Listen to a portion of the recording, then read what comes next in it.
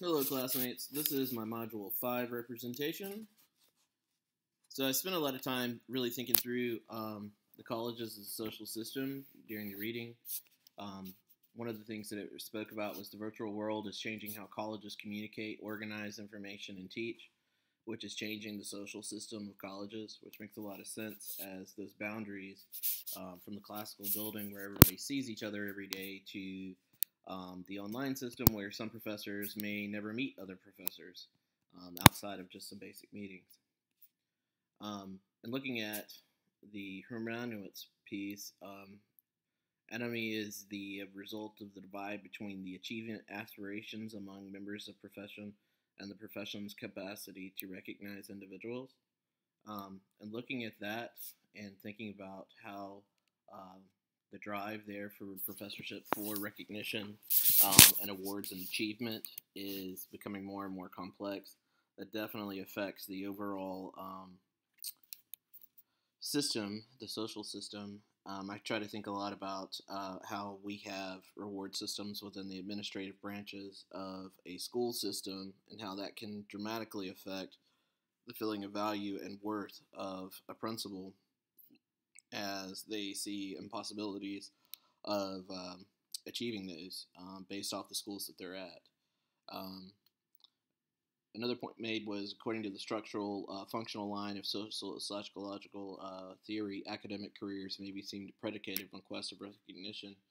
I think that that's probably true to some extent. I don't know a lot of professors, but the few that I do know seem to be very driven through recognition, but also, that sounds very egotistical, but I think the recognition part of it is just a valuation of how they have done as a professor and what they provided to the studies. And several professors that I know are very committed to the particular subjects that they are researchers in and also educators in, and having recognition is a key portion of feeling successful within that boundary. Also, going forward, it talked about the centrality of recognition to academia may, moreover, be observed by the importance of reward systems and their operation in the profession, in colleges and universities and schools and departments. I think that again just feeds into that idea that there is, a want or a need for that recognition in terms of pushing forward. And then looking at the engaging six cultures of the Academy book, the authors argue that the point that worth and quality is associated with the reputation of the academic institution, which is a part of the professors that are there, which is important because the professors that see no growth potential or no real value within the system are apt to leave that system and go to another system or leave the profession as a whole. I'll be honest, it's something that really holds me back from wanting to be a professor, just in knowing that it is so very difficult to achieve those higher standards. And as a competitive person, that would be difficult for me. And looking at academic freedom, which was another chapter piece, talked about, however, academic freedom is to some degree dependent on the political climate in various state agencies, ranging from the courts to public colleges and universities, as well as on the business community's concern with preserving pro-business ideas such as managerial authority over professional works. And looking at that, it seems like that academic freedom has been and is somewhat mitigated by the ability to have a business product. Some of the major university contracts that they have with businesses drive positions, prestige, and everything else. I believe we talked ad nauseum about this in class two classes ago. Rather than valuing discoveries as judged by professional and scientific associations, some faculty and university administrators began to prefer discoveries with market potential as judged by business leaders and policymakers. Again, when there are these large contracts out there, that is going to drive some of the research in order to tie it in. I know that within the system level, at the school system level, we tend to focus on things that we can get funded, and to get those things funded, you have to be in a particular line of thinking, which is very, very frustrating to me and to others like me.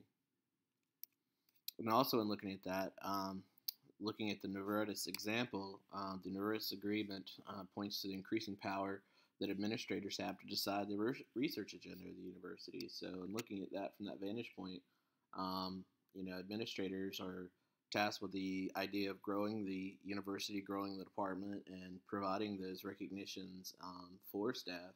And in doing so, are likely just based off pure logical reasoning to choose certain things that are more funded and able to, reach those prestige levels. And looking at the codes of commerce, kind of fitting into all of this again, one of the pieces is that we know little about the world of commerce has affected teaching and university administration, the central roles in the academic profession. Furthermore, there's virtually no scholarship that considers universities and commerce beyond major research institutions, and very little work explores questions of change and continuity in the commercial practices and academic settings over time. And that to me just says that, we haven't even taken the time to really do an intense study of how this commerce or these connections between the universities, the academies, and businesses are being affected. I think most of the time we assume that they're positive because these businesses are giving us money for biomedical study, I think was one of the examples they have there. But there's a growing concern, and not to use Facebook as an example because God only knows what's on Facebook, but there are a lot of people on Facebook now that are really becoming concerned that some of the possible cures for cancer are not being as funded or as looked at due to finances. And I think that's probably crap. No one, I think, would want to have a situation where they're allowing people to die for no reason. But it does go to show that a lot of my colleagues and others are really starting to question some of that and some of that research basis because it is so funded by outside practitioners that do have a financial value system in using older, more expensive medicines for longer periods of time. The longer a patient is in a hospital, the more money the hospital makes. And I sure hope that that's just codes and conspiracies kind of stuff. But on the other end, based off of some of the news reports that we have seen, there are some cause for concern, just generally speaking. And looking at the research function in universities, our data suggests that the culture of academia in the United States has long been infused with codes of commerce. I think, again, that just makes sense. The bringing in of money brings in positions and brings in prestige. And looking at that, William Berquist and Kenneth Baclaw argue that the virtual culture is becoming and is already an entrepreneur culture, which is a new code of commerce, which again is completely unsurprising. I know that some universities, like the University of Phoenix, is really starting to drive their major portions of finance based off of the fact that they have a robust online learning facility. They also argue that the ability to interact with information using a variety of models at relatively low cost has resulted in a virtualization of information and caused our world to think in terms of knowledge economy instead of industrial economy. And I think we're seeing that shift a lot. I also think we're starting to see a shift back to an industry because there's a lot of needs for those positions and careers. But I do think that in looking at what the university offers, which is a knowledge economy, that's an important consideration as a part of the Codes of Commerce conversation. All right, these are my resources. Thank you much.